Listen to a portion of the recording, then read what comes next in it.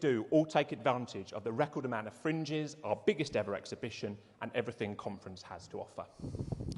Conference, I joined this party the day after the 2005 general election, aged 15. I attended my first conference in Blackpool in 2007, aged 17, and getting together for Conference has always felt a little bit like Conservative Christmas. We get the family together, we enjoy a little drink, we eat some sometimes questionable food, we have some lively debate, and on the odd occasion, somebody drops off. I'm just looking around just to make sure. But please do enjoy Conference and everything that you can do. But what is important is that we get our family together and reflect on what we have achieved. Our Conservative and Unionist family has done so much. We fixed a broken economy left by Labour. We fought off that nationalist threat in Scotland and protected our union. We delivered the fastest vaccine rollout in the world. We got Brexit done. Invested record amounts in our NHS, got more people into work than ever before, introduced a national living wage and have cut carbon emissions faster than any country in the world. And, if I may, on the 10th year of it becoming law, we Conservatives delivered equal marriage. Conference, we are not only a better country for it, we are a better party for it. And I hope that you will join me at the Pride Party on Tuesday night. I'd also like to welcome Rishi Sunak to his first conference as our party leader and Prime Minister. Rishi has been busy delivering on his 5-point plan. I've seen firsthand Rishi at work. He's ambitious for our country, his work ethic is incredible, and he cares deeply about Britain. I spoke with Rishi yesterday. He arrived in great form and is ready for a great week. Conference this year hasn't been without its challenges for our party. The local election results in May were disappointing, but I want to thank every volunteer who hit those pavements, delivered those leaflets, knocked on those doors and flew the Conservative flag. You're heroes. Volunteers are the heartbeat of this party. Thank you. But this year has had its positives. We went forward in places like Stockton and Slough and Leicester and Torbay. And in July, we had the Uxbridge and South Ruislip by-election. Conference, Ruislip in the London Borough of Hillingdon is my home. And I wasn't giving this one up without a fight. Uxbridge taught us two things.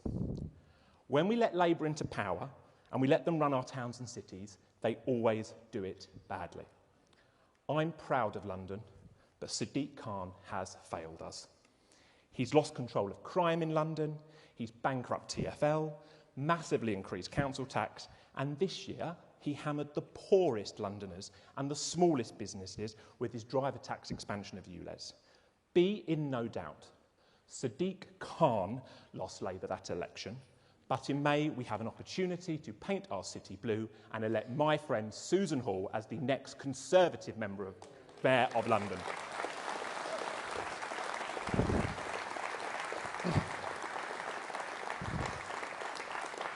The second lesson, Conference, is that when this party has well-run campaigns, strong local Conservative representatives and an excellent candidate, and we put residents' first, we can pull off remarkable wins. Uxbridge wasn't a one-off, it was the example of how we can win time and time again. That's why it gives me an absolute pleasure to please join me in welcoming my friend and the new Conservative Member of Parliament for Uxbridge and South Ruislip, Steve Tuckwell.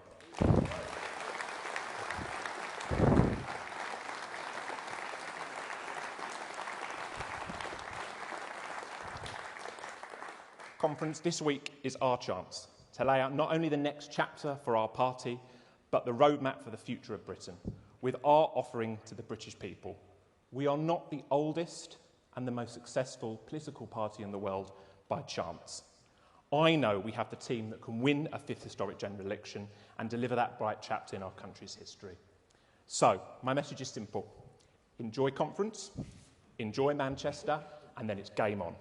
The general election will be decided by the people in this room. Our next speaker will need very little introduction. He has the great pleasure of representing two Premier League football teams. One, the greatest team in the world, Fulham, and one, the worst team in the world, Chelsea. and he is busy getting us ready for conference and for the general election. He, like me, has this party running through his veins. So please welcome my friend, the chairman of the Conservative Party, Greg Hands.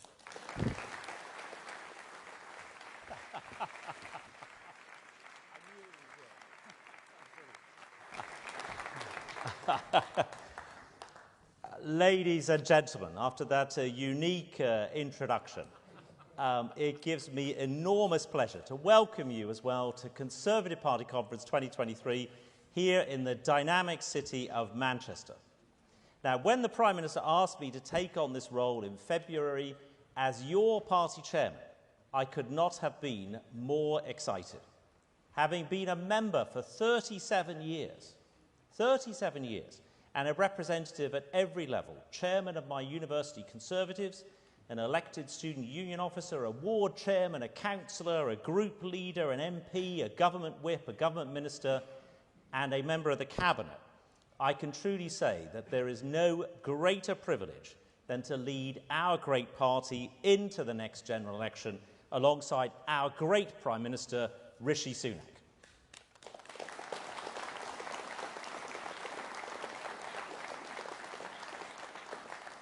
But we cannot do this alone, and I'm incredibly lucky to have a fantastic team of Conservatives who work tirelessly behind the scenes and whom I'd like to thank personally for their dedication to our party. Right here in the front row, Peter Booth, Chairman of the National Convention, who does so much for our party. Pete Smallwood, the Chairman of this year's conference, who you've just met. Stephen Massey, CCHQ's CEO, who has helped to transform the party's finances since a year ago.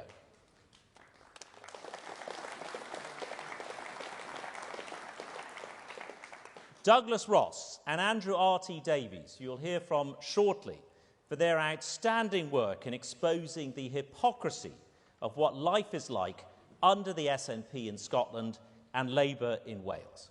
And finally, my fantastic team of Deputy and Vice Chairman, Nikki Aiken, Luke Hall, Lee Anderson, Jack Lepresti, Matt Vickers, Craig Tracy, Sakib Bhatti, Mo Ali, and my PPS, Dr. Ben Spencer.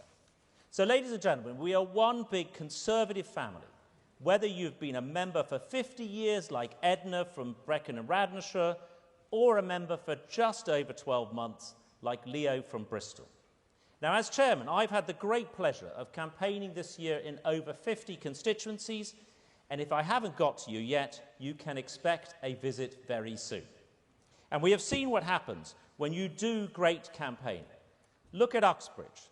The week before, Labour was 25-1 on favourite. Now think about that.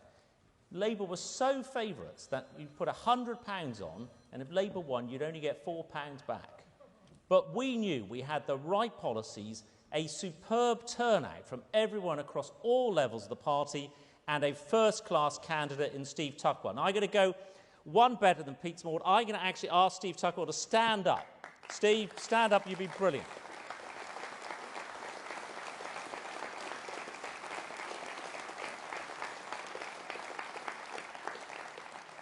And he's already getting stuck in at the House of Commons. He truly is a fantastic parliamentary voice for the people of Uxbridge and South Ruislip, and proof that we can come from behind to win, as we have done so often before. So I would ask that everyone captures the energy which went into winning in Uxbridge and gets out to support our fantastic current by-election candidates in Tamworth and Mid-Bedfordshire, Andy Cooper and Festus Akinbisoya.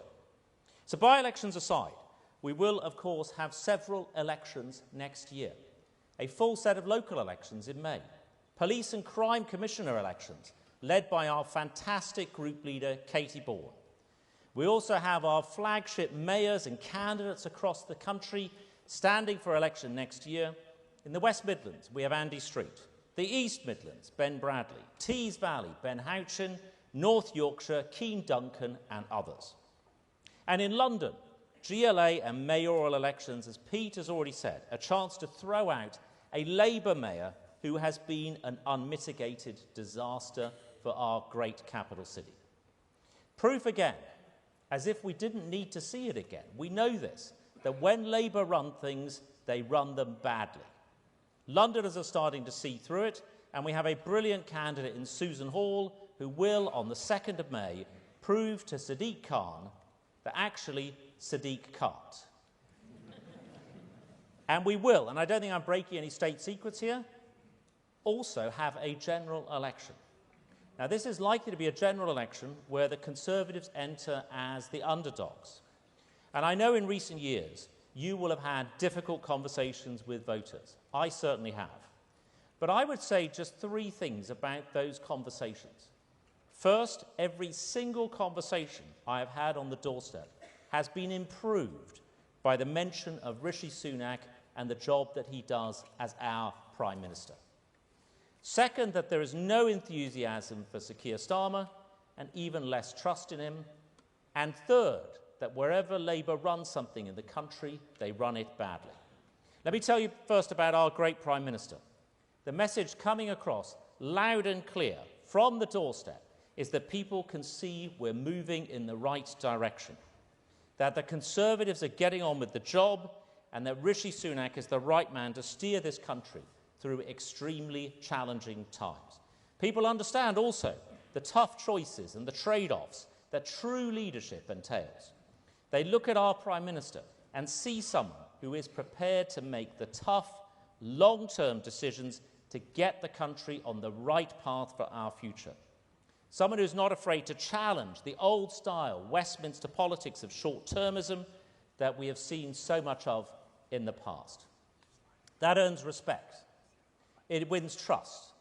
And it will be by continuing to win that trust and respect that we will also win nationally next year.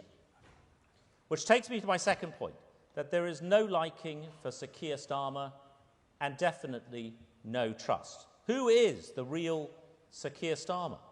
The friend and supporter of Jeremy Corbyn, the puppet of Tony Blair, or the mouthpiece of Just Stop Oil? All we do know is that he has broken every single leadership pledge and flip-flopped almost 60 times in just 3 years. This is a man who will literally say anything that suits him at that time. I've always thought that the best leaders wake up each morning and ask themselves, what am I going to do today? Some leaders ask themselves, what am I going to say today? Sir Keir wakes up and asks himself, what am I going to believe today? And ladies and gentlemen, can I just let you into also a little bit of a secret? These are available. Anybody who likes this association of Sir Keir Starmer with flip-flops, I have these available at the Conservative shop outside for just £16.99, also online at conservatives.com, your own pair of Sir Keir Starmer flip-flops. I warmly recommend them to you.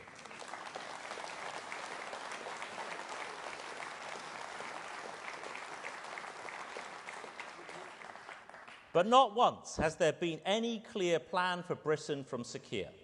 He is not honest with people about the challenges that the country faces. He has no new ideas, criticises from the sidelines, calling for yet more money to be magicked up. Now, here's another thing we know, that wherever Labour runs something, they run it badly. I've already mentioned London. Look at Wales. We're going to hear from Andrew R.T. Davies later this afternoon, and David T.C. Davies, the Secretary of State for Wales. Patients almost twice as likely to be on the NHS waiting list as they are in England.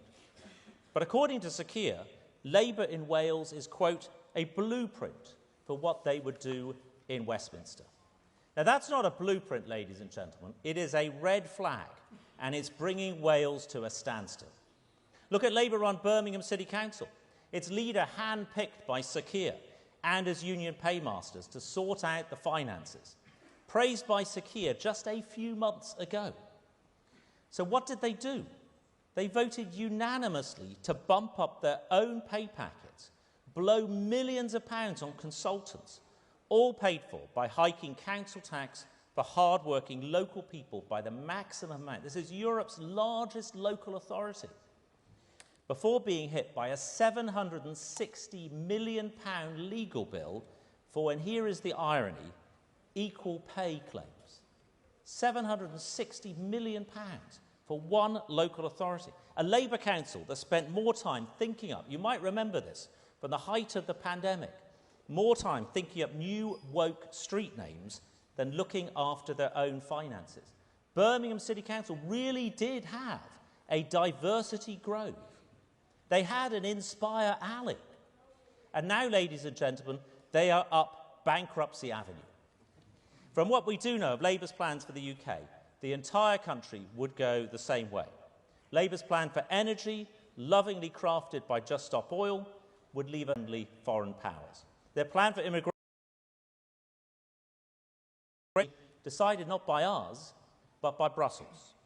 And their plan for the economy has already signed the UK up to £90 billion of uncosted funding commitments. Before putting money on the credit card, didn't work out so well for them last time. Now, you could probably work out where this is going. Dear Chief Secretary, no money left.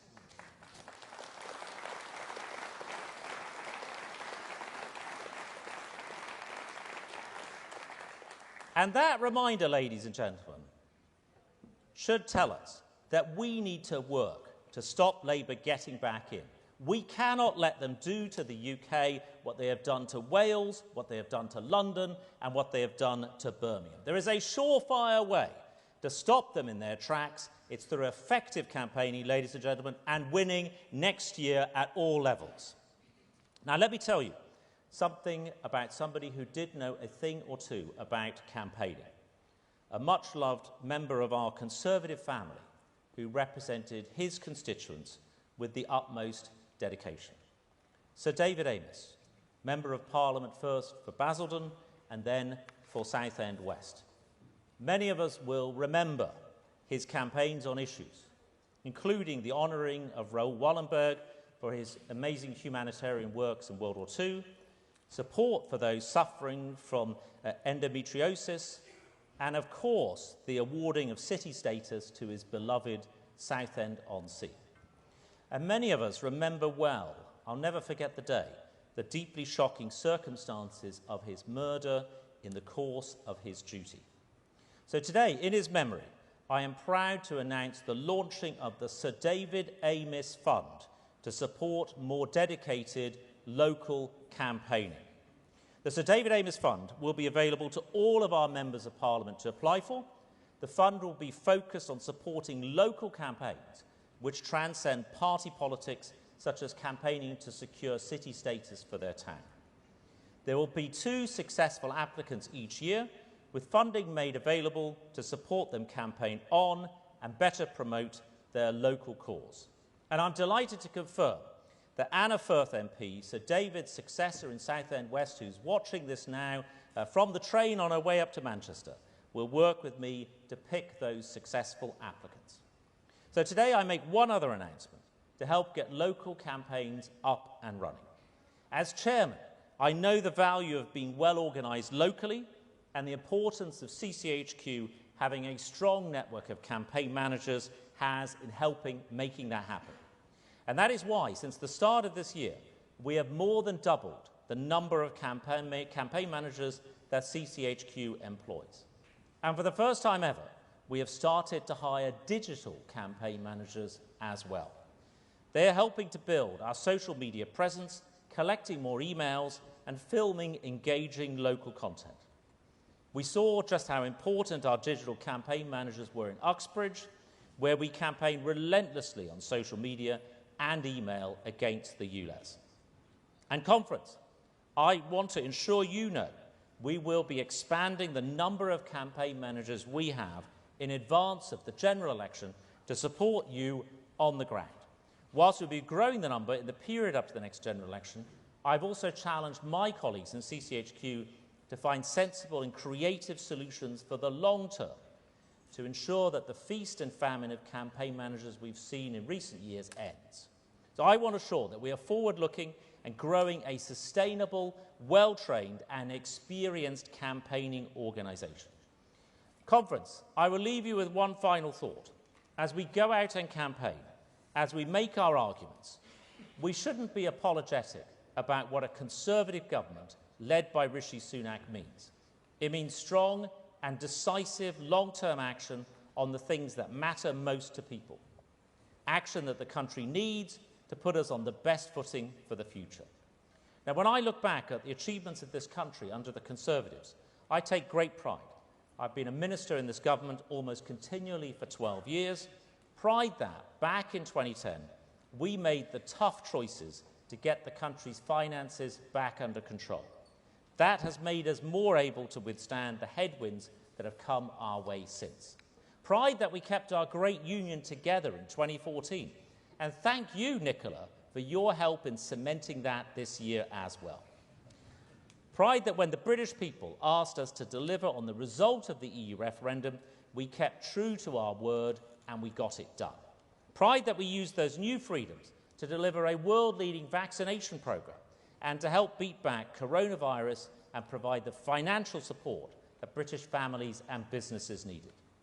And pride that, just a year and a half ago, it was the UK that stood tall and galvanised the rest of the world in support of Ukraine. So, ladies and gentlemen, conference, the United Kingdom is a great country. It faces profound and complex challenges like the whole of the Western world. But our best days in Britain are still to come.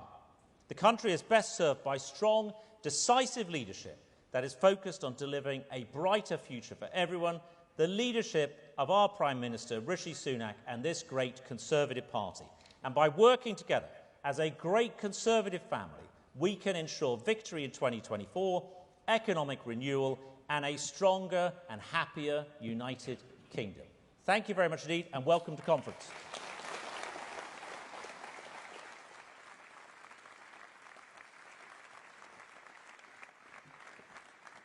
Ladies and gentlemen, please welcome the Secretary of State for Northern Ireland, Chris Heaton-Harris.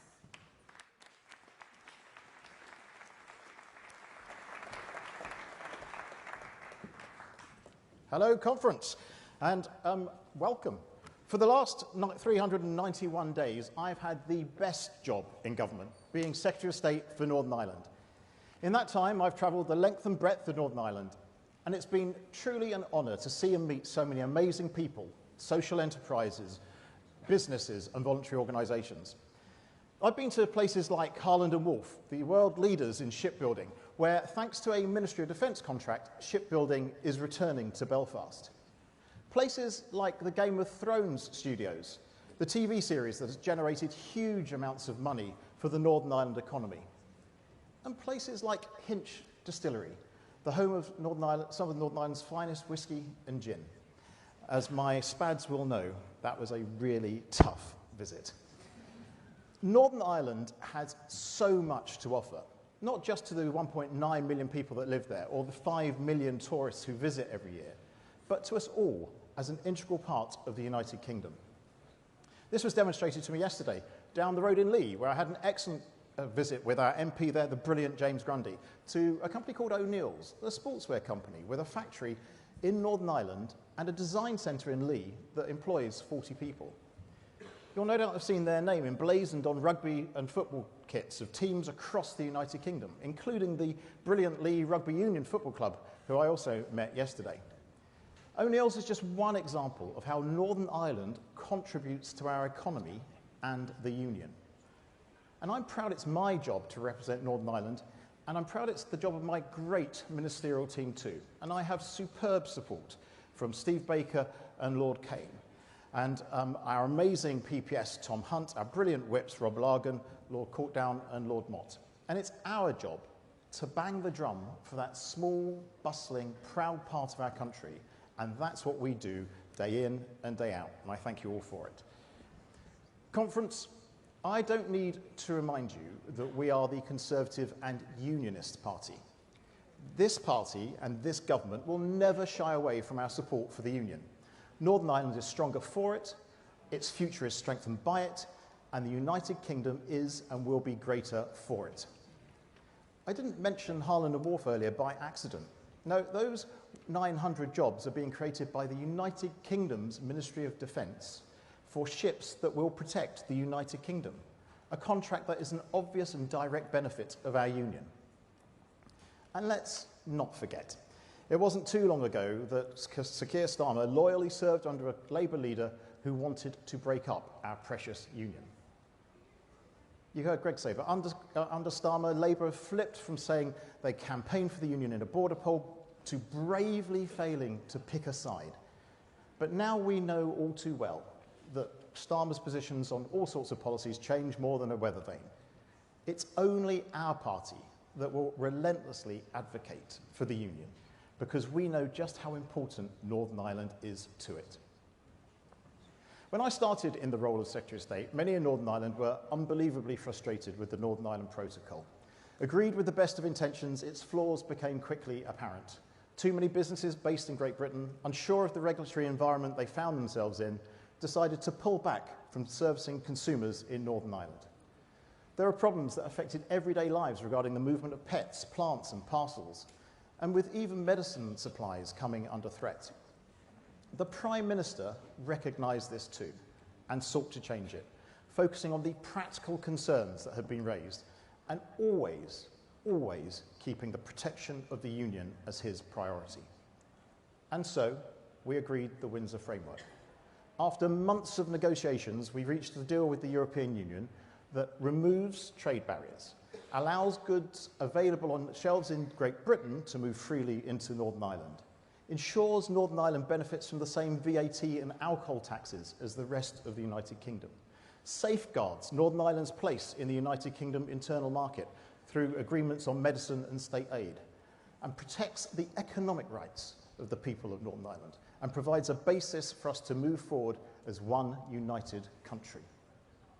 Now, I know concerns remain in Northern Ireland about the Windsor Framework, and we will continue to address them. There is scope to do so, based on the principle that the United Kingdom internal market must be promoted as well as protected. But let us also remind ourselves of the fundamental truth. The vast majority of Northern Ireland's economic life is dependent on its connection with the rest of the United Kingdom, and that reality will not change. It's time to get on with business. So today, conference, I can tell you that the first stage of implementing the Windsor Framework Agreement has commenced, removing barriers that existed for Great Britain-based businesses to trade with Northern Ireland. This morning, bright and early, I visited Peel Port in Birkenhead to see the smooth flow of trade and goods able to travel between Great Britain and Northern Ireland. I'm now actually also actively exploring how we can support a new ferry route between Larne and Liverpool so we can seize the moment to increase trade within the UK even further. And let me just give you one stat to demonstrate how the Windsor Framework is a major improvement on the protocol and how it will be noticed by the people of Northern Ireland itself. Over 1,600 new businesses have signed up to our new internal market scheme, meaning more traders than ever want to do business in Northern Ireland. And conference, I just want to say something about the future of Northern Ireland. There's always been a lot of doom and gloom around this subject for too long. In reality, Northern Ireland's economic prospects are unbelievably promising. A couple of weeks ago, I, alongside the Secretary of State for Business and Trade, Kemi, hosted an investment summit in Northern Ireland. 160 international businesses came along, some visiting Northern Ireland for the first time. They came because business truly recognises the opportunities that exist. Nothing could be more important to the strength of the union than a thriving local economy underpinned by political stability. And it's this government that takes, as you know, the long-term decisions in the national interest. If Labour were in charge, we would have a very different situation. Remember, Keir Starmer, he backed Remain, then he accepted, well, he said he accepted Brexit, but as shadow Brexit secretary, he worked to block Brexit 48 times. He and his newly appointed shadow Northern Ireland secretary called for a second referendum. In May, Starmer said Britain's future is outside the European Union. But only 2 weeks ago, he said he didn't want to diverge from EU rules. That's more flip-flops than you'd see on a beach in Mallorca. And obviously you can buy some of those outside as well. Short-termist Starmer only offers endless instability, which would not just weaken the Brexit dividends we're seeing, but also take a sledgehammer to our union. Conference, for 605 days, there has been no functioning devolved government in Northern Ireland. That means the people of Northern Ireland have been without a government, no new policies developed, no ministers taking decisions on the issues that matter to voters.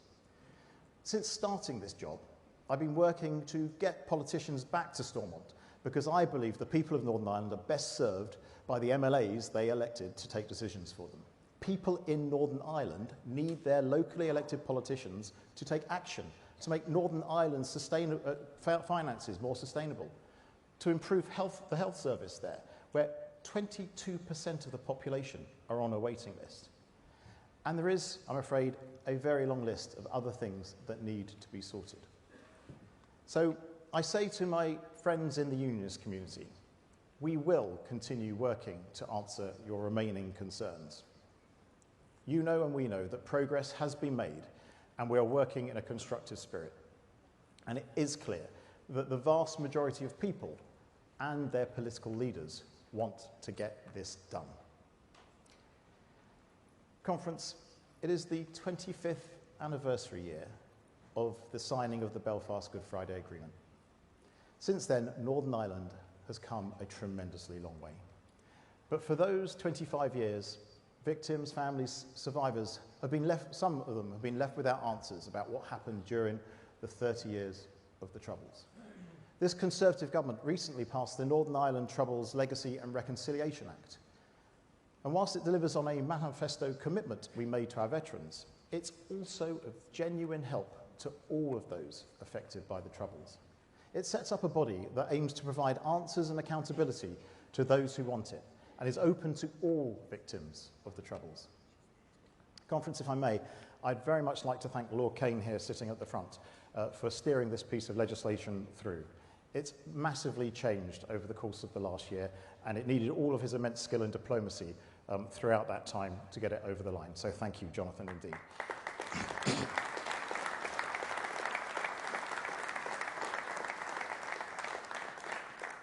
Keir Starmer wants to repeal this act altogether, but offers absolutely no alternative.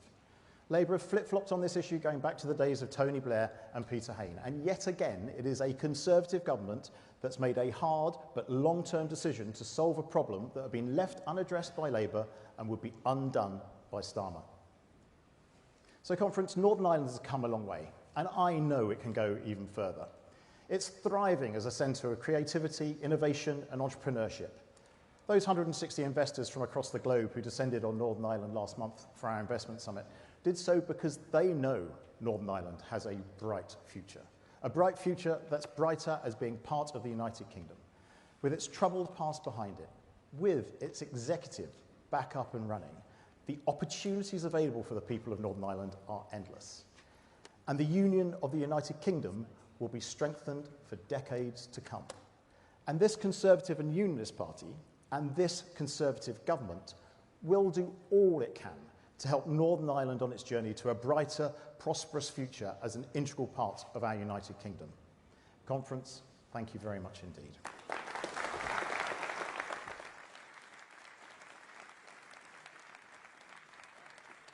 Ladies and gentlemen, please welcome Andrew R.T. Davies, leader of the Welsh Conservative Party in the Welsh Senedd.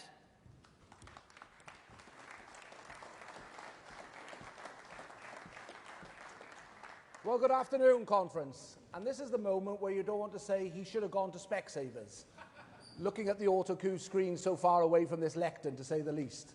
But it's also the anniversary of the week ago when we put 40 points on Australia. So Eddie Jones isn't quite the know-it-all after all, is he, when you think of the comments he's made about Wales? We showed them on the pitch last Sunday, and we'll continue to do that at the World Cup as the weeks unfold. Conference, it's a huge pleasure to be here in Manchester and to see you all again. And I want to start by saying a big thank you. A big thank you to you, the party members, who put the graft and deliver the message across the whole of Wales. A big thank you to our team of Welsh MPs, led by our brilliant Secretary of State, David T.C. Davis. And a big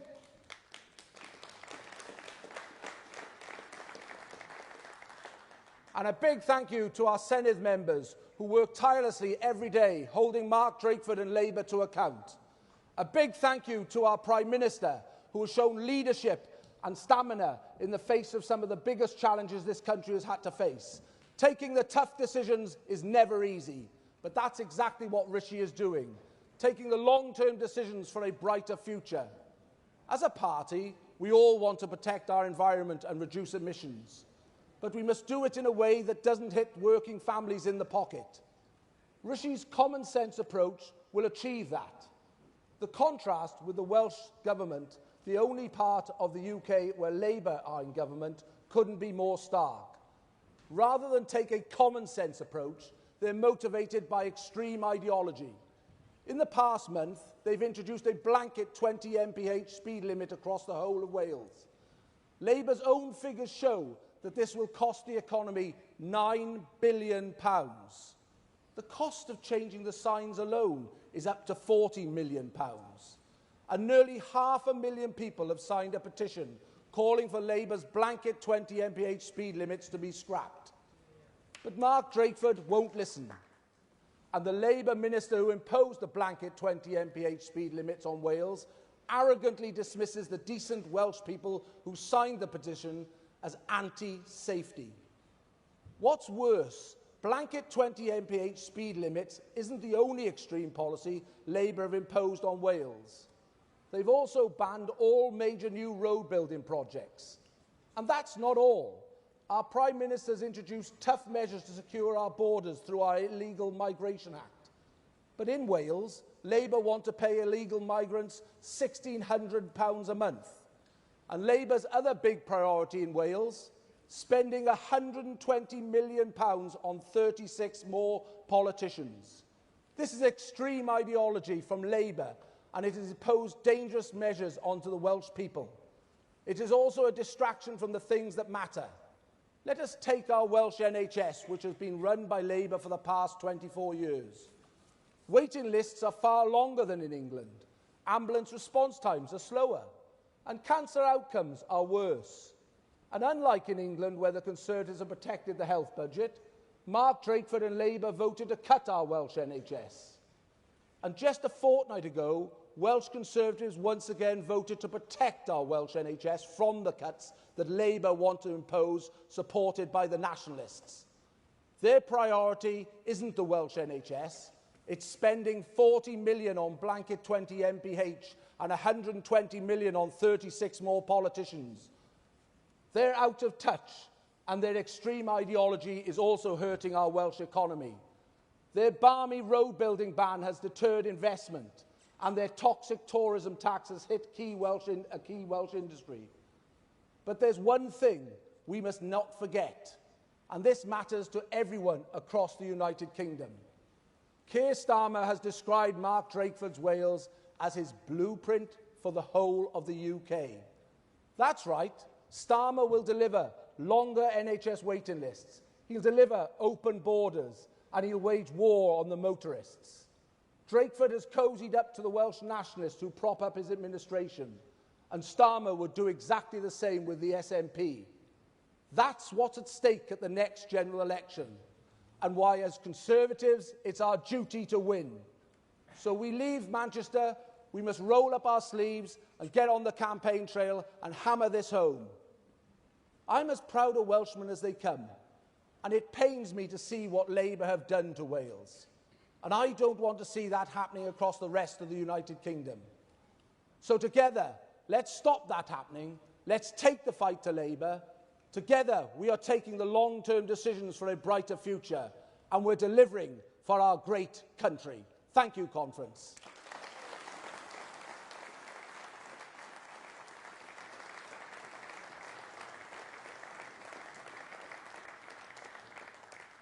It's now my great pleasure to introduce a good friend, colleague and staunch Conservative, the passionate, the dedicated Secretary of State for Wales and Member for Monmouthshire, David T.C. Davis.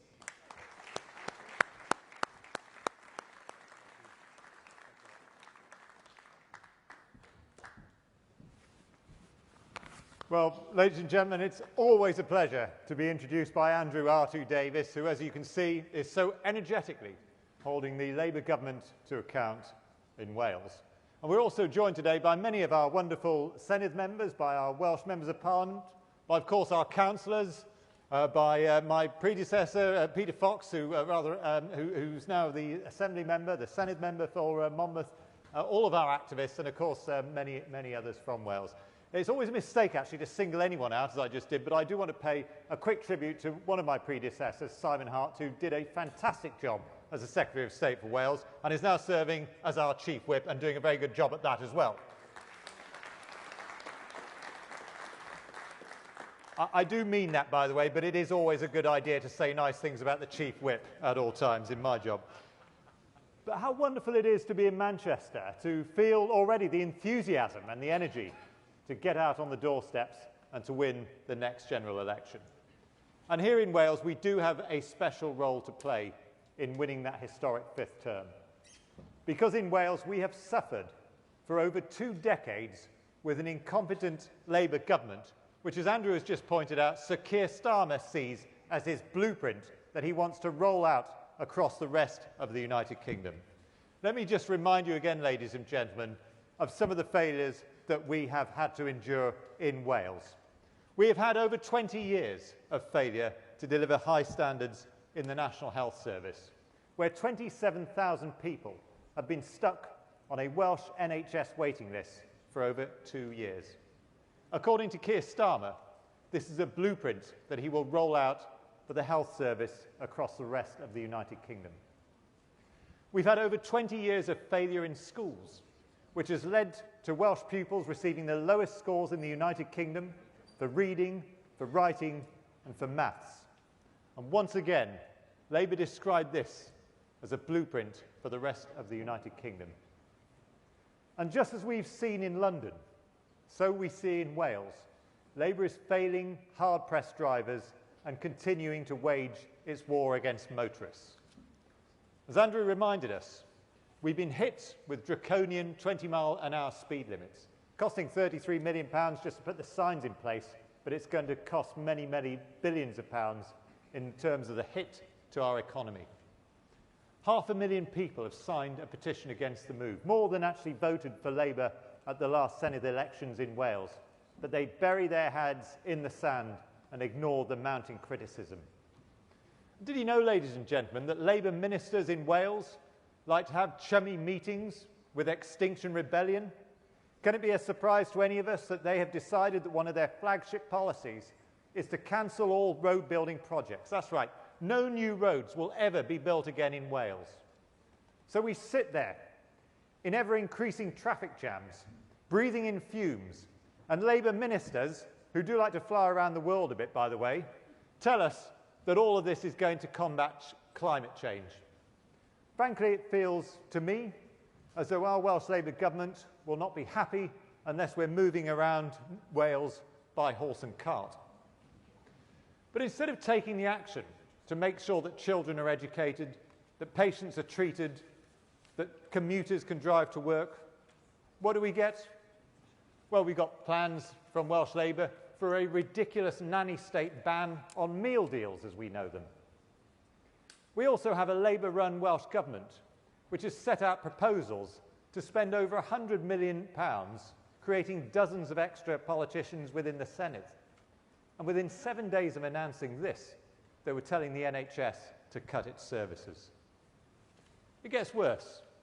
While our government has a plan, while our Home Secretary fights in the courts to ensure that we can remove people who come illegally into this country, into a safe third country, Labour's proposal is to hand out £1,600 a month to many asylum seekers in Wales, and then on top of that, to demand that they be exempt from having to contribute towards their own legal bills.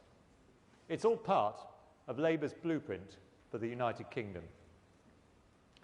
We say that to ease mounting congestion on the roads, we must see more roads built. We need the construction of an M4 relief road, and we need upgrades to North Wales roads, including the A55.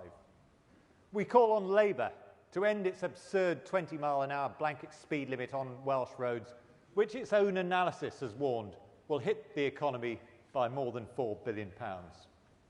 And it's absolutely vital that confidence in Welsh health boards is restored, which is why we call today on the Welsh Labour government to launch an independent inquiry to uncover the many drastic failures into the Betsy Cadwallader University Health Board.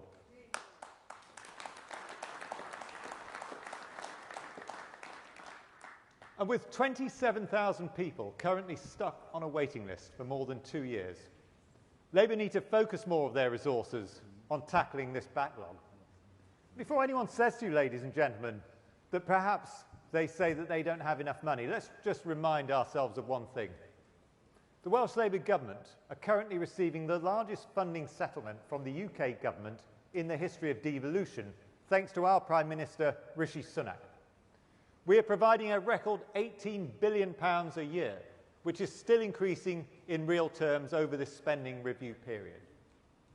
The people of Wales desperately need Labour to put an end to its political posturing and finally start acting in our nation's national interests.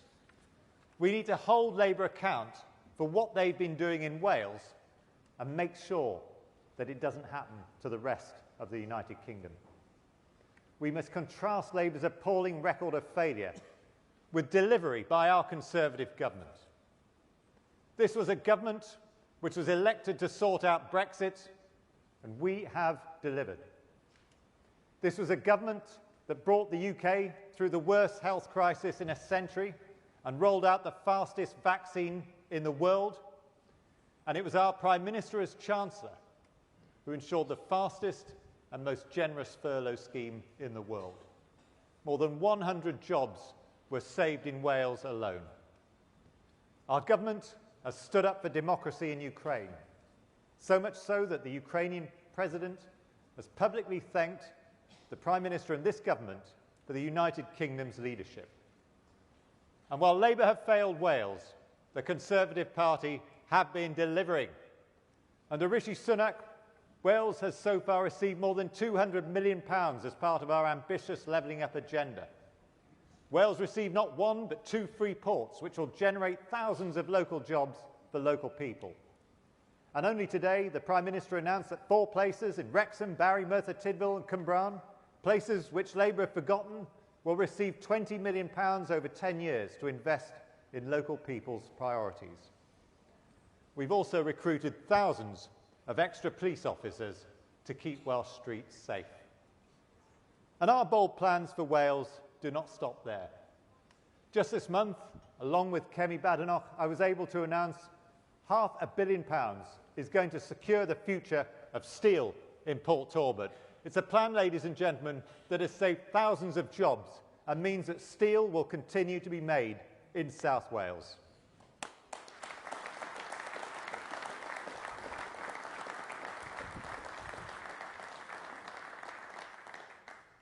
This government has ensured that Welsh people's priorities are our priorities.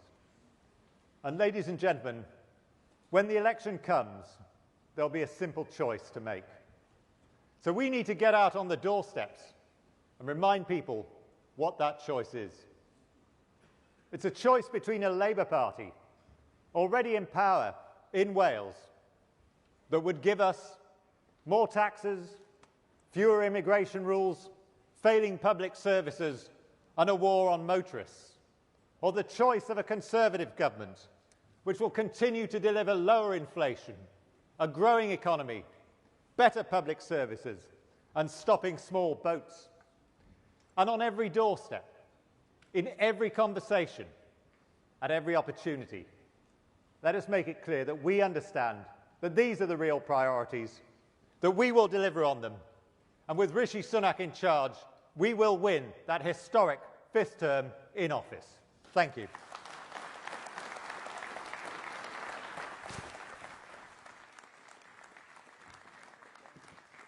Ladies and gentlemen, please welcome Douglas Ross, leader of the Scottish Conservative and Unionist Party.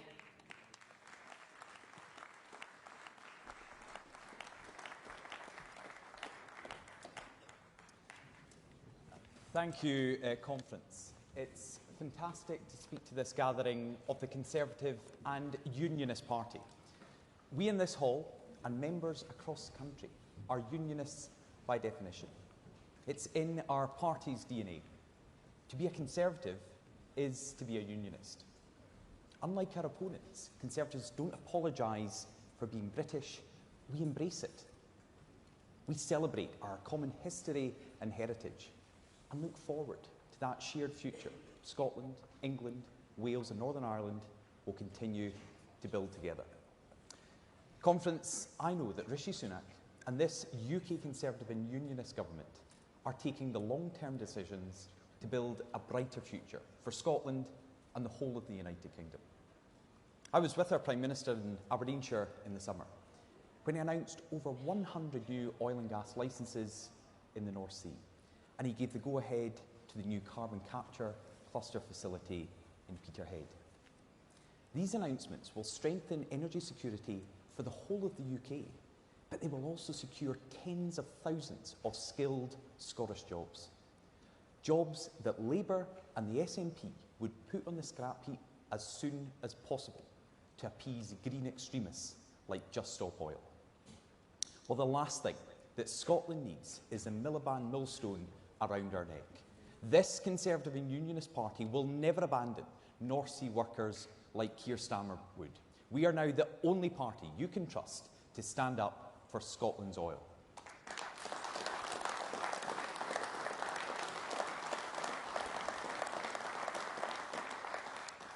And these announcements are just one part of what the Conservatives are delivering for Scotland.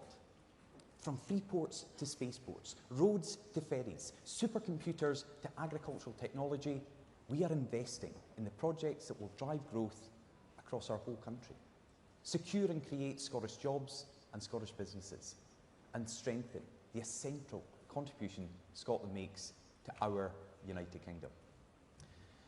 Well, Conference, it's been a pretty interesting year in Scottish politics. I have more than a few things to update you on since we last met. In fact, I'm struggling to know where to begin. Well, let's start here. Nicola Sturgeon is gone.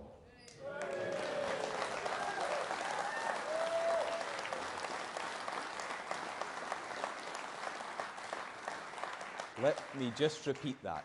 Nicola Sturgeon is gone.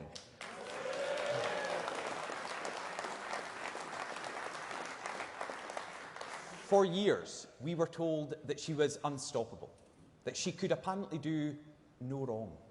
How many times did the media proclaim that Scotland was on the cusp of independence under her leadership, or that she would wipe out the Scottish Tories? Well, I can proudly say that her career lies in tatters, and we, Conference, are still here.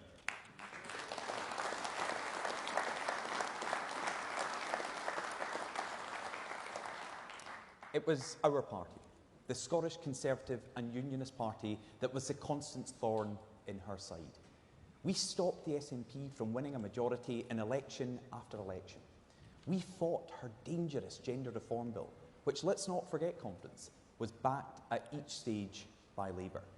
And we stood up to Nicola Sturgeon's plans for a second independence referendum every step of the way. Now, since she's left, the SNP have been having some difficulties. A police investigation into party finances, the luxury camper van seized, and Humza Yousaf as leader. The best the SNP now have to offer is a poor Nicola Sturgeon tribute act. But we can't be complacent. His government are already spending millions of taxpayers' money on promoting independence.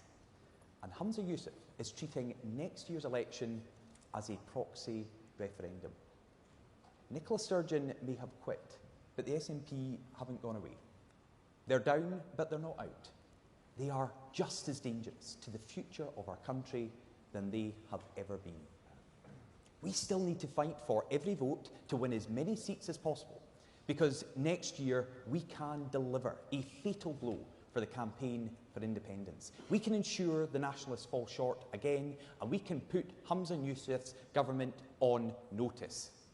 And in so many seats, only the Scottish Conservatives can beat the SNP.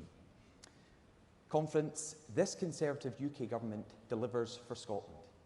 And on energy, financial services, food and drink, tourism, and so much more, Scotland delivers for the whole of the United Kingdom. If we remove the SNP, if we can kick them out of power in every part of our nation, Scotland can finally move on from the independence never-ending and together we can build a stronger, more prosperous United Kingdom.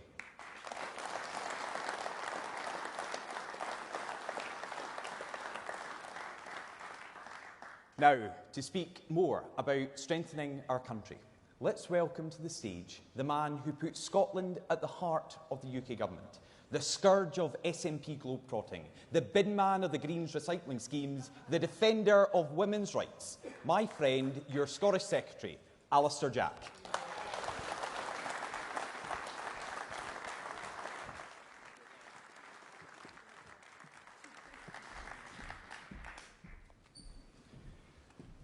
Well, good afternoon, ladies and gentlemen, and I'd like to thank a few people. Firstly, obviously, Douglas, who gave a very kind introduction, not just his kind introduction, but also his support at Westminster, and most importantly of all, his strong leadership of the Scottish Conservatives in Holyrood.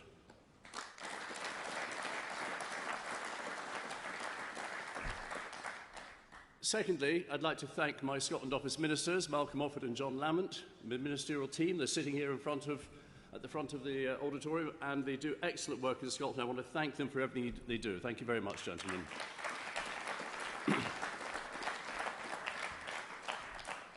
Conference, I'm here with a very clear message today.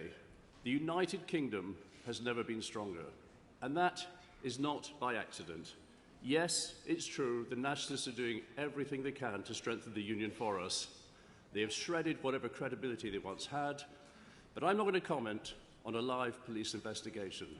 However, I think we can all agree that the people of Scotland have been shocked by the investigation into the SNP's finances, the arrests of leading SNP figures, the searches, the blue and white evidence tent in the garden, the camper van. So it's no surprise that people in Scotland have quite rightly become very angry at the abject failure of the Scottish Government to deliver on the things that matter most to them.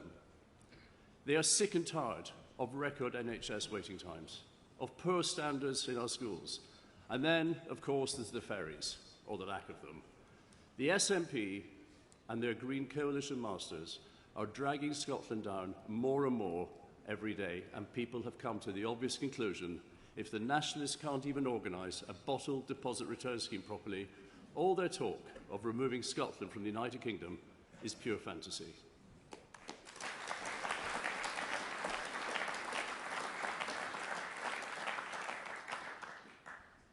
Ladies and gentlemen, the SNP are increasingly looking like a busted flush, but that's not the only reason why the United Kingdom is stronger than ever.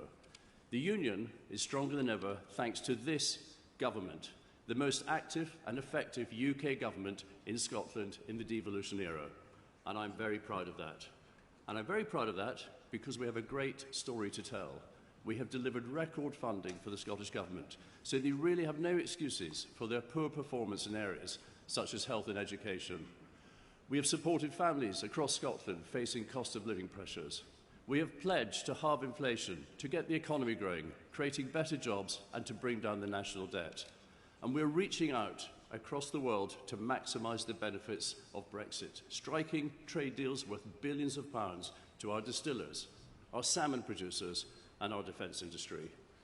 And we're not just seeing the benefits of Brexit for the UK with trade deals either. The Chancellor has introduced new financial service regulations. We're backing our fishing industry. Now it's out of the hated common fisheries policy, and we've passed legislation allowing our farmers to use cutting-edge gene editing technology. Cutting-edge technology that has been pioneered in Scotland, but which is sadly banned in Scotland by the SNP Green government at Holyrood, despite the wishes of our farmers and the NFU Scotland. As Secretary of State, I've also been clear that we will use our post-Brexit internal market legislation to protect Scotland's free-flowing trade across the whole of the United Kingdom, because 60% of our trade is with the rest of the UK, and I will not allow the Nationalists to create unnecessary obstacles. Ladies and gentlemen, I'm pleased to say that we're also supporting our globally successful oil and gas industry. This government is clear. We should continue to use our own North Sea resources as we move to net zero, our own resources as we bring down prices and improve our energy security. Both Labour and the SNP are threatening to shut down your oil and gas industry prematurely, and I believe that is sheer madness. It cannot be in Scotland or the United Kingdom's best interests. We must support our oil and gas industry just as we support renewables, as we will transition to a much better future. And at a time of war in Europe and wider global uncertainty, we've also backed our amazing armed forces to the hilt, so much of which is based in Scotland. So perhaps now is a very good moment for me to pay tribute to my friend and fellow Scot, Ben Wallace, an outstanding Defence Secretary who has served this party, this government and our country with great distinction.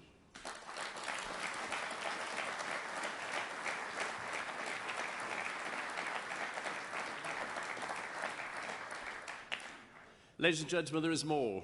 This government is going further than any previous government of the devolution era in delivering for Scotland. As Secretary of State for Scotland, it has been my privilege and passion to drive forward direct UK government investment in Scotland. It is now worth £2.5 billion, and that is over and above the Scottish Government's record funding settlement. I was absolutely delighted with the announcement today that 7 towns in Scotland will receive around £20 million each as part of our long-term plan for towns. It is the latest in a long line of levelling up initiatives reaching every corner of the country. It is creating jobs, transforming communities, delivering high-profile projects that people really care about. We are backing small-scale grassroots initiatives, high-profile arts projects, cutting-edge research in universities, and much, much more. We've also led the way creating free ports based around the Firth of Forth and the Cromarty Firth.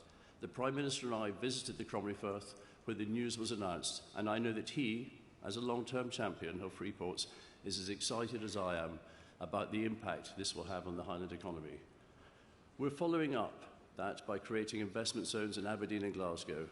And ladies and gentlemen, we recognised some time ago we had to change the damaging old philosophy of devolve and forget, leaving too much in the hands of the devolved administration in Holyrood and allowing the role of the UK government to fade into the background. Well, today, I can announce the era of devolve and forget is well and truly over. It is dead, it is finished, and I promise you, it is not coming back under my watch.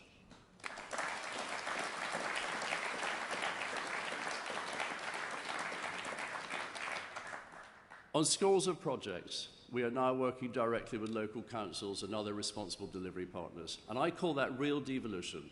No longer can the failing SNP Green administration hoard decision-making powers and resources in Holyrood, using it for their own political purposes rather than the priorities of most people in Scotland. And my view of devolution is straightforward. It is about Scotland's 2 governments at Westminster and Holyrood respecting each other's roles and working together where we can. We know that is how devolution works best, and we know it is what the vast majority of Scots want and what they expect. But unfortunately, my view is not shared by the nationalists. Time and time again, they have sought to undermine the devolution settlement in order to provoke unnecessary disagreement between the 2 governments. When they took Nicola Sturgeon's referendum bill to the Supreme Court, they wasted taxpayers' money confirming what everyone already knew. The Constitution and the Union are matters reserved to Westminster.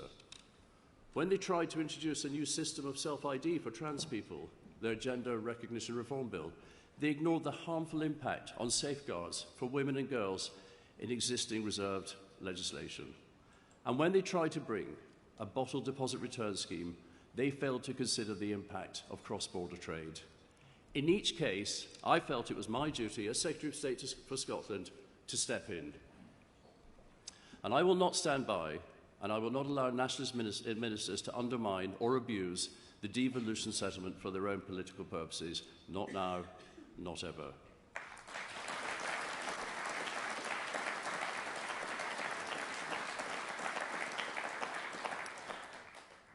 Sadly, I'm not surprised by the nationalist approach. They do not support devolution, so why would they respect it? But what concerns me are the consequences. The waste of time, money and resources that should be focused on people's real priorities in Scotland. Struggling businesses left out of pocket by the collapse of that shambolic bottle deposit return scheme. The anxiety felt by so many women at the potential erosion of safeguards afforded by the Equality Act. The Scottish Government need to understand their political game playing causes real damage. And as Douglas Ross said so forcefully earlier this afternoon, they need to drop their narrow obsession with breaking up Britain and do the job they were elected to do. They need to respect devolution. They need to take that record budget they receive from the Treasury and they must use it to deliver public services that Scots can rely on. So, ladies and gentlemen, in conclusion, we know this union, this great enduring partnership between Scotland, England, Wales and Northern Ireland, creates opportunity and drives success for us all. Quite simply, we achieve more together, and that is why I'm so proud to be playing my part in a UK government that has done more than any other to strengthen this United Kingdom. And we're doing it daily, right across Scotland, investing directly in projects that create jobs and level up communities. We're doing it by supporting our key industries, by protecting cross-border trade and boosting the economy, and we're doing it by defending devolution robustly against the nationalist attempts to bend it and twist it for their own narrow political purposes. There could not be a clearer contrast between a nationalist SNP Scottish Government that is in chaos, that is failing, that is letting people down by putting their obsession with leaving the United Kingdom above everything else it does, and this United Kingdom Government, under the outstanding leadership of Rishi Sunak, that is 100% focused on the issues that really matter most to the people in Scotland and across the whole United Kingdom. More and more, people in Scotland are seeing the benefits of having a United Kingdom that is energetically and visibly on their side, because that is what people want. It's what's best for Scotland, and it's what we will continue to deliver. Thank you very much.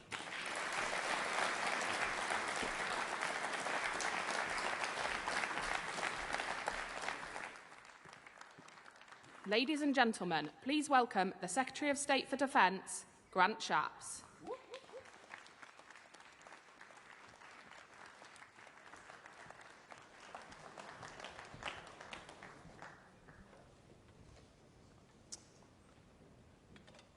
When people think of the Blitz, they tend to think of London, the burning Docklands and St Paul's shrouded in smoke.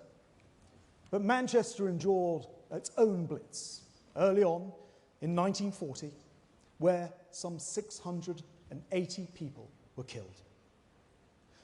Fortunately for our country, that kind of systematic destruction on this scale is a thing of memory. But imagine if a trip to the market or restaurant could be your last, that you or those that you love might fall victim to a sudden attack by a cruise missile or a suicide drone plunging through the sky. This is daily life in Ukraine, on freedom's front line. Even as the fighting falls deep into its second year, it's still hard to believe that full-scale war is raging here in Europe. And Ukraine isn't some long-away distant country of which we know nothing. It's part of the family of European democratic nations, and they are fighting for their very survival. Fighting for freedom against an invader as ruthless as any in modern times, a tyrant who sees civilians as collateral damage in a failed war of conquest he cannot win, but he also cannot find a way to exit either. Putin hoped to take Ukraine by bluff, a swift armoured invasion designed to seize Kyiv and install a puppet government. Ukraine would be taken quickly, it would be overwhelmed, it would be reduced to a vassal state, its identity and freedom crushed. But the Ukrainian people were not going to let that happen, and neither were we. The United Kingdom stepped up.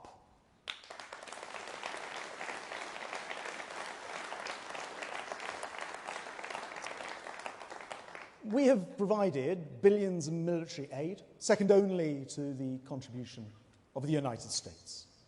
We have consistently been the first in responding to Ukraine's needs. The NLAW anti-tank missiles, wisely sent in advance by Britain, thank you to Ben Wallace, were crucial in those first early weeks when the fate of Ukraine hung in the balance. And as NLAWs struck fear into the hearts of invading Russian tank crews at the beginning, So our long-range cruise missiles do the same for Russian commanders today. With weapons like Storm Shadow, everywhere in Russian-occupied Ukraine is on the front line. And we must not let up now. The war is consuming weapons and ammunition, and yes, people, at an appalling rate. If Ukrainians are to prevail against the evil assault on their homeland, we must remain steadfast. And that's why we're helping to train their F-16 pilots. It's why by the end of this year, we'll have trained more than 50,000 Ukrainian recruits, starting well in advance of the war. And of course, it's why Ukrainians have been welcomed by so many British families under the Homes for Ukraine scheme, including for a year in my own home. Now, my wife and I were partly moved to act because our own ancestors fled to this country to escape the pogroms of Eastern Europe in an earlier age.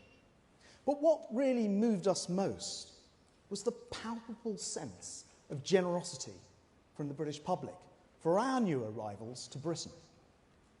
Complete strangers came forward with clothes, with school books for 6-year-old Nikita, and most precious of all, their time to help ensure the 3-generation Ukrainian family that came to live with us felt truly at home in the United Kingdom. You know, we should never be complacent about this country. Whatever our grumbles, this is a precious and incredibly generous land.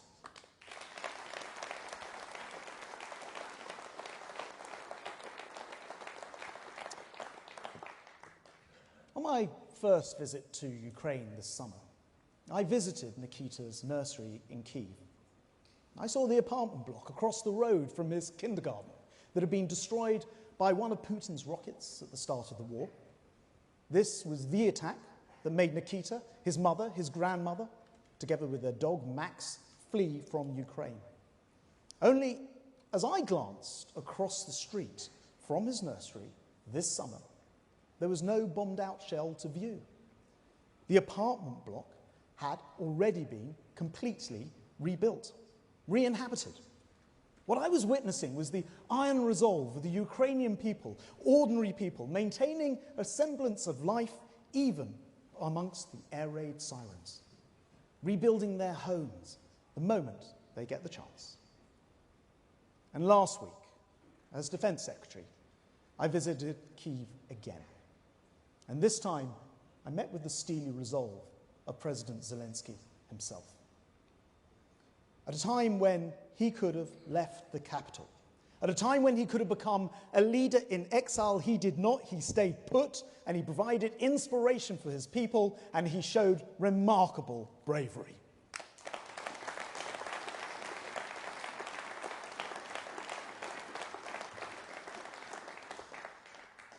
Ukraine has taught us a lesson. The war reminds us of the unprovoked aggression by one nation against another is still a reality in global affairs. Left unchecked, we are all in danger. And this is why we must invest in our defence. That's why, under the Conservative government, defence spending has exceeded £50 billion a year for the first time ever.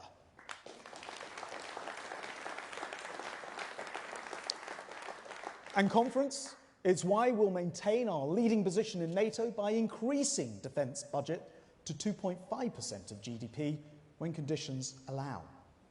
Because we know the world is changing. So, as a result, we're working ever closer with our allies, developing the latest naval technology to protect our Commonwealth kith and kin in the Pacific as they face the challenge of a rapidly expanding Chinese navy. Deploying the 2 of the world's largest and most advanced carriers in history the Royal Navy has ever seen in the Queen Elizabeth HMS and HMS Prince of Wales. We're ploughing billions into our own naval shipbuilding programme, as well as into civilian construction to create jobs and to grow our economy. And Britain is one of the few nations capable of operating in every ocean in the world simultaneously. Our ultimate national insurance policy is, of course, our at-sea nuclear deterrent. So we're building the new Dreadnought-class submarines that will carry Britain's nuclear deterrent into the middle of this century. And today, I can announce that we've signed contracts worth £4 billion with leading British businesses to drive forward the development of the most powerful attack submarines ever operated by the Royal Navy.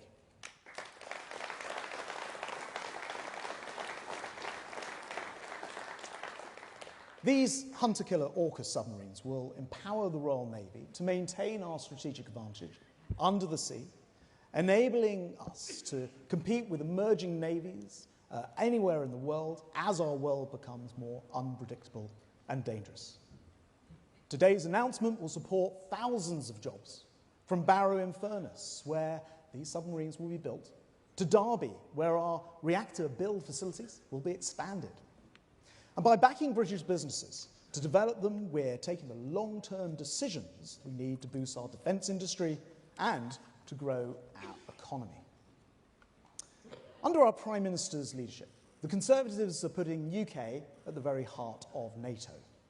Vladimir Putin shattered peace across Europe, but in doing so, he made our collective will and our resolve more important than ever. And in response, the UK is taking a leading role in ensuring that NATO remains the bedrock of our security for us and for our allies. We are one of NATO's very few members exceeding the critical 2% of GDP target for the amount of money which is spent on our defence. And, of course, we are the largest defence spender in Europe, and we're delivering capabilities our alliance needs. Today, I can announce the UK has stepped up again with 2 new deployments. First, in response to a request from our Polish friends, RAF Typhoons are landing in Poland as I speak to support our NATO ally with the growing threat of Russian interference. Deploying ahead of Poland's elections, there'll be a very powerful way of undeniably showing Putin that this Conservative government will to protect democracy and freedom from any despotic tyrant that threatens our allies.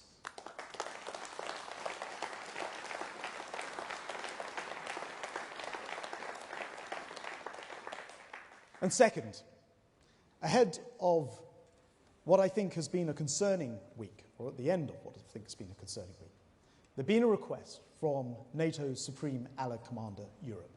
And so I have authorised the full deployment of a battalion-sized UK Strategic Reserve Force to NATO's Kosovo peacekeeping mission. In the days ahead, hundreds of soldiers from the 1st Battalion, Princess of Wales Royal Regiment, will join the 400 British service men and women already in Kosovo. And as the best of the best, I know our soldiers will do the United Kingdom proud.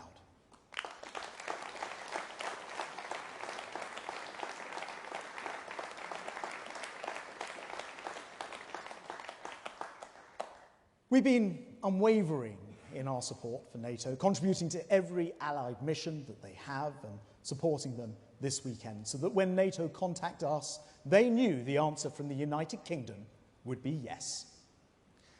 As Conservatives, we put national security first, which is more than can be said for Labour.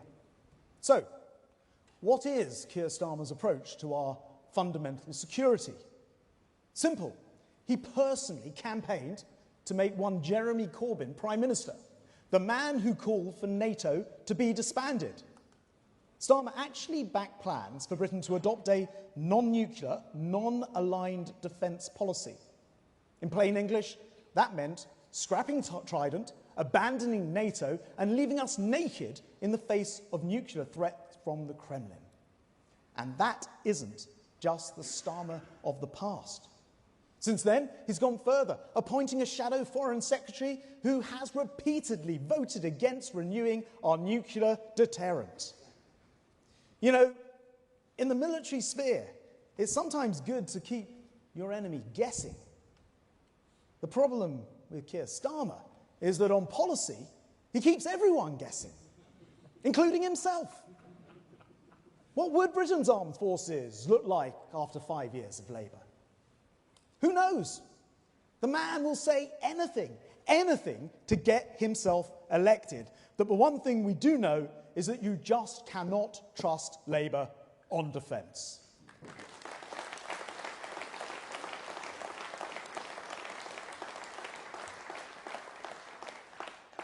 And if, perish the thought, Labour get back into power, the old habits will resurface. Defence, always dismissed and disparaged by the left, will be the first casualty. Our service people and defence industries and our veterans all deserve much better. Conference, we must not let that happen.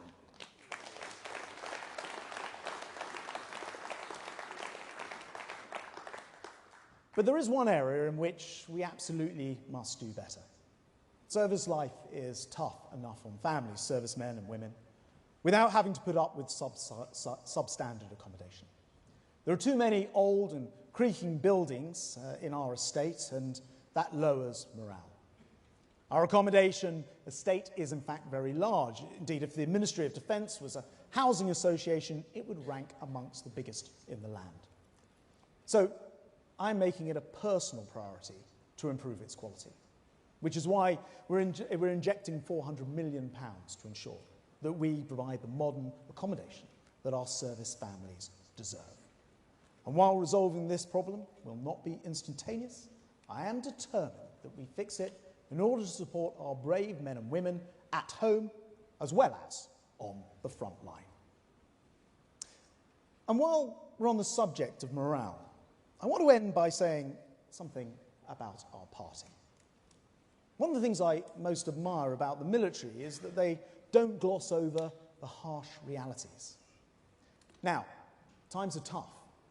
We are behind in the polls. The pundits tell us that Labour is a shoo-in, and we wouldn't be human if we didn't sometimes feel the pressure. But for those who think that this conference is going to be nothing more than inward-looking or downcast, I say this. This country faces an important choice. Rishi Sunak will make the hard but necessary long-term decisions to get the country on the right path for the future, or Sir Keir Starmer, a man focused on the short term, lacking the backbone to make the big changes that Britain needs. In Rishi, we have a leader who's weathered a very brutal baptism of fire and is coming through. His mettle has been tested and not found wanting. He stuck to his course, trusting in what he believes to be right for the country. It doesn't always make him popular in the short term, but that is the price of doing the right thing. We need leadership that puts the national interest over self-interest and does what is right, not what is easy. Now, I trust British people, their good sense, and they can spot a serious man to take the tough decisions. And they can spot an opposition leader who's made an art out of political opportunism. So let's take the fight to Say Anything Starmer. He's measuring the curtains. He thinks he's home and dry. He thinks that he can take Downing Street by bluff. But as the steely Sir Claude Auchinleck said before the first battle of El Alamein, when the British had their backs to the wall and Rommel seemed triumphant, let's show him where he gets off. Thank you.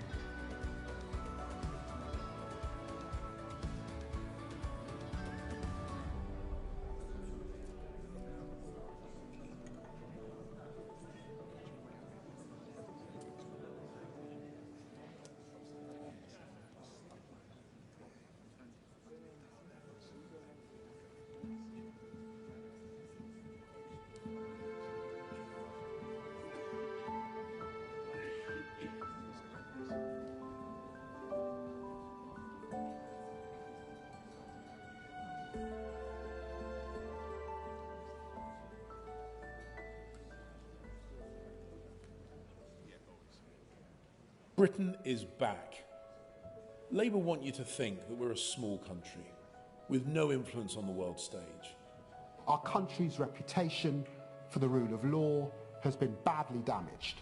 They have never been so wrong. We truly appreciate and value our close relationship with the United Kingdom. As always, we simply could not ask for a better partner than the United Kingdom. We're not held back by the past. We don't want to go back to the constraints of a single bureaucratic bloc.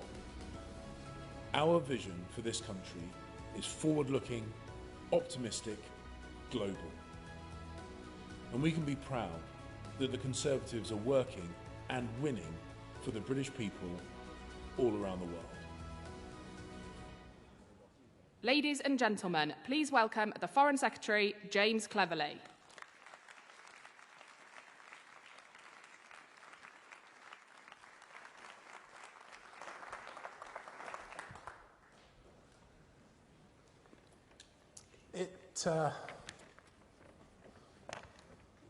It's been a year since I was appointed, and I've been, in that time, to over 60 international visits. I have hosted over 100 inward visits. I have had over 700 meetings or calls with foreign representatives. I've also had the honour of accompanying His Majesty the King on 2 state visits. And my ministerial team, I know, have worked just as hard. And so if you're wondering where they are at the moment during this speech, they're out in the wider world promoting Britain on the world stage. And all those visits, all those meetings, all those calls has allowed me to hear firsthand what the world thinks of us. And as a result, my view of Britain's standing in the world has never been clearer. People want to see us. People care about what we say. People admire what we stand for. But, perhaps most importantly, people respect what we do. Far from being left on the sidelines, we remain right at the heart of things. And we should all be immensely proud of our country's standing on the world stage. And let me explain why. And let me explain to the people who think that Brexit has hindered us. Let me spell it out to the people who think our best years are behind us. And let me make it clear to those on the Labour benches who want to play politics and put our country down. This government, with Rishi Sunak at the helm, takes decisive measures and is prepared to take the tough, long-term decisions for the benefit of our country. And so, of course, we send emergency rescue teams to Morocco and to Turkey and Syria in response to those terrible earthquakes. And of course, we evacuate those British nationals caught up in the Sudan conflict. But we also sign free trade agreements with countries around the globe. We lead by example in our unrelenting support for Ukraine, and we call out Russia for its heinous crimes. And we sanction the brutal Iranian judges who target the brave women of that country who are campaigning for nothing more than their freedoms. We have consistently helped the worst off in the world lift themselves out of poverty. We have consistently fought injustice wherever we see it. And we have consistently led the way in times of international crisis. But some people ask me, when they talk to me, they say, James, that's all well and good, that's great. But what does foreign affairs matter to the British people? How does it help the people of Braintree, or Belfast, or Banchory, or Bridgend?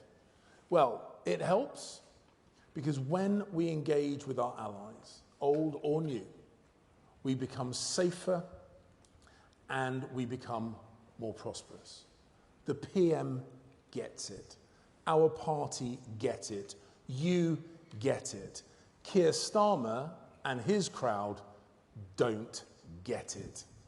And over the last few years, of course, we have seen incredibly tough global circumstances. A global pandemic. And as my good friend Grant has just said, we are now confronted with a brutal war on our own continent. But this Prime Minister was prepared to take the tough, long-term decisions that we needed.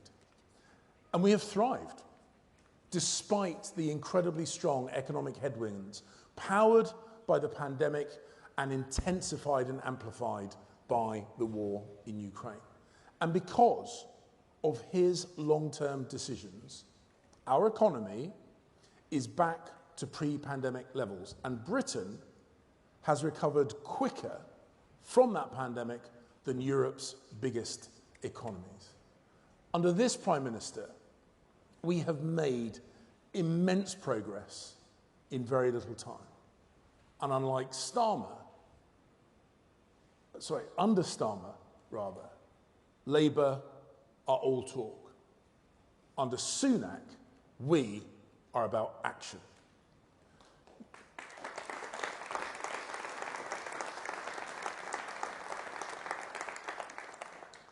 As I say, in the relatively short time that Rishi has been Prime Minister, let us look at what we have achieved. We agreed the Windsor Framework in February. We agreed the AUKUS deal in March, the Hiroshima Accord in May, and the Atlantic Declaration in June. We've come to agreements with Europe that will help grow our economy, help stop the boats, and make us all safer. Conference. We should be incredibly proud of our country and incredibly proud of what we achieved in just this short period of time. And the Prime Minister's leadership has allowed us to take full advantage of the bold decision that we collectively made in 2016. So let me give you a few facts and figures just to prove the point. Last year, service exports reached a record high. Exports of goods and services grew by 20% in current prices and are likely to increase again this year. And we remain the second largest service exporter in the world, behind only the United States of America, which, I may remind you, has 5 times as many people as us. And today, nearly 60% of UK exports go to non-EU countries, and that is up from 52% in 2010. And the long-term economic trend is clear, and it's one that we expect not just to continue, but to intensify. And that's why, because we are looking at the future, because we are facing forward, we recently concluded negotiations to join the Comprehensive and Progressive Agreement for Trans-Pacific Partnership. Easier to say than you might believe. And actually, it took me longer to say it than it took for us to join it. That's because we are focused on building our friendships, our forces, and our relationships with the Indo-Pacific region. It's why we are pushing so hard to conclude a trade deal with India, an economy forecast to double in size by 2030, overtaking both Japan and Germany to become the world's 3rd largest economy. And it's markets like these that are the future. And we recognise their value to us will grow enormously. And again, whilst we have a global outlook, Labour can hardly imagine the world beyond Brussels. Now, the world has got used to engaging with a new independent Britain, to engaging with a Britain that is free to forge its own destiny, free to ratify its own laws, and free to negotiate its own trade deals.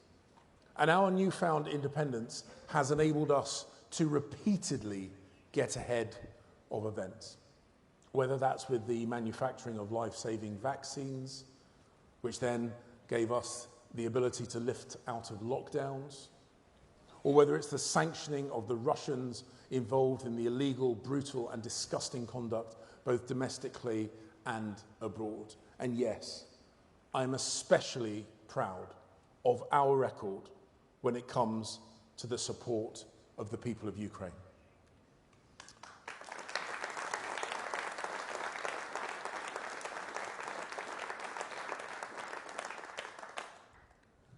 We foresaw the extent and the intensity of the fight that President Zelensky and his brave people faced in February of 2022. And I consider it a personal privilege to have done what I can to maximise international support for that courageous country. But never let anyone forget that for almost a decade now, every Conservative Prime Minister has backed Ukraine. From training Ukrainian troops after the initial invasion of Crimea, 2014, to standing up to Putin over the poisonings in Salisbury, from arming Ukrainians with the NLAW missile systems when Russia first initiated their full-scale invasion, to sanctioning Putin and his cronies who have facilitated the brutalizing of the Ukrainian people. And let's remember that Prime Minister Rishi Sunak continued in this proud tradition with his unwavering support. He was the first world leader to supply Ukraine with NATO standard main battle tanks. He was the first world leader to commit to training fast jet pilots. He was the first world leader to supply the long-range missiles that support those brave Ukrainians fighting in the front line. And earlier this year, Rishi Sunak hosted the landmark Ukraine Recovery Conference in London, where we secured billions of dollars in international funding so that Ukraine will be able to rebuild itself once they win this war.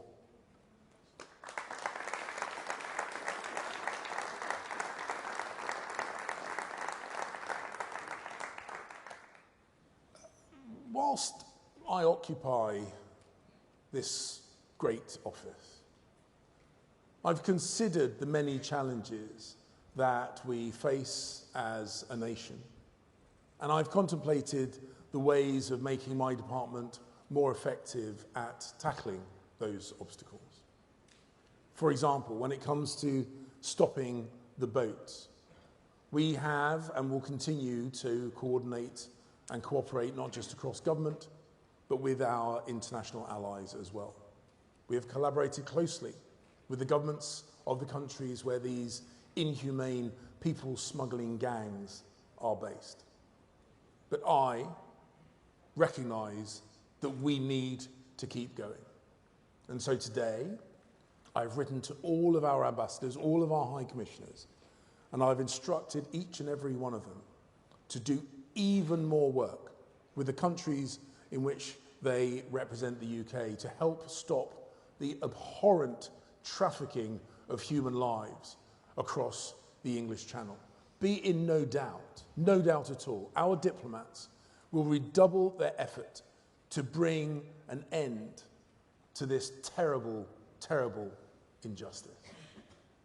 Now, I'm incredibly proud of the diplomats that I work alongside. I have no doubt that they are the best in the world. But I want to ensure that our diplomatic service is truly representative of the UK. And unsurprisingly, I believe that those who have served our nation on the battlefield can continue to contribute beyond their tours of duty. Which is why I have tasked my officials to carve out space in our diplomatic service for veterans. And I look forward to working with Johnny Mercer, our Veterans Minister, to ensure that the men and women from our armed forces, who we know are amongst the best of us, to give them the opportunity to be the best at representing the UK.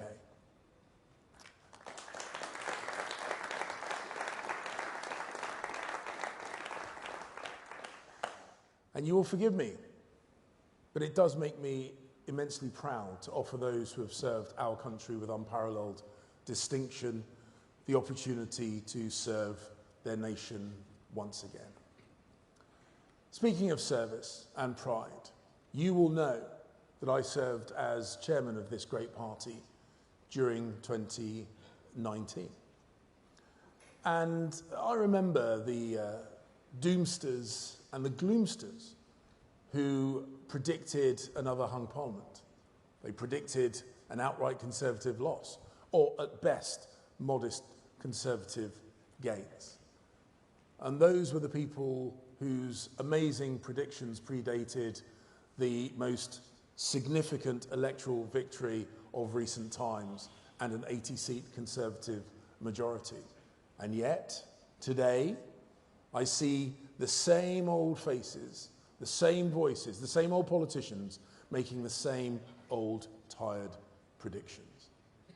And when I look across the floor at the House of Commons, I see a group of spineless ditherers, devoid of answers to any of the challenges the world faces or that our country faces. And yet, they're there, baying with disapproval at the tough but necessary decisions that our government has to make. And where, I ask myself, is the leadership from their so-called leader?